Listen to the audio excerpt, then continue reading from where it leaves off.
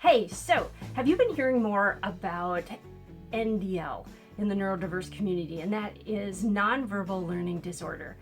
It's come into the conversation because the person running on the Democratic ticket in the vice presidency, Tim Walz, his son actually is a cool member of the neurodiverse community, and he is now out there representing us in a variety of ways. And in particular, one of his special neurodiversities is nonverbal learning disorder.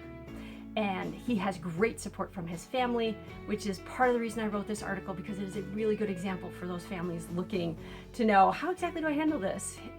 Gwen and Tim Walz did a fabulous job in supporting their son to work and lean into his strengths.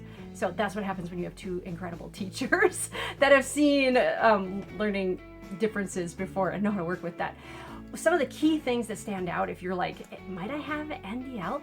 Yeah, you might. Key things: visual and spatial awareness, big weakness. High order comprehension might also be a big weakness.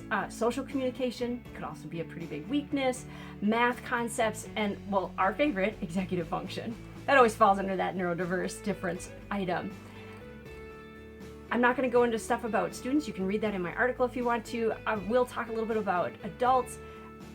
Struggles that you might see at home. Maps and charts might be a challenge. Tendency to overshare some private information with a variety of people. Doing two things at once is a challenge. We're not doing two things at once. We're doing one thing. That's all we're doing. We're doing the one thing. Definitely. At work, it might be asking too many questions or disrupting the flow of a meeting and so forth for clarification, and not noticing that. Like just missing a lot of the social cues.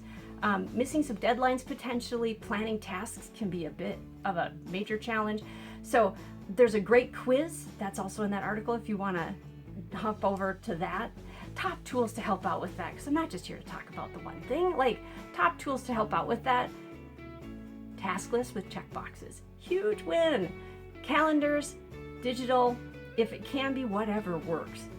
And having a mentor, having somebody that understands. That's what was really successful, I believe, and has been so far for Gus Walz, is the fact that he has parents that are mentors, and they put other people with him and around him to be mentors, to help guide him into his strengths and to not over-focus on those weaknesses. So thank you for tuning in. I hope you've learned a little bit more about NDL and maybe a little about yourself or somebody you love. I'm Georgina, International Neurodiversity Coach, changing the world one person at a time. Bye now.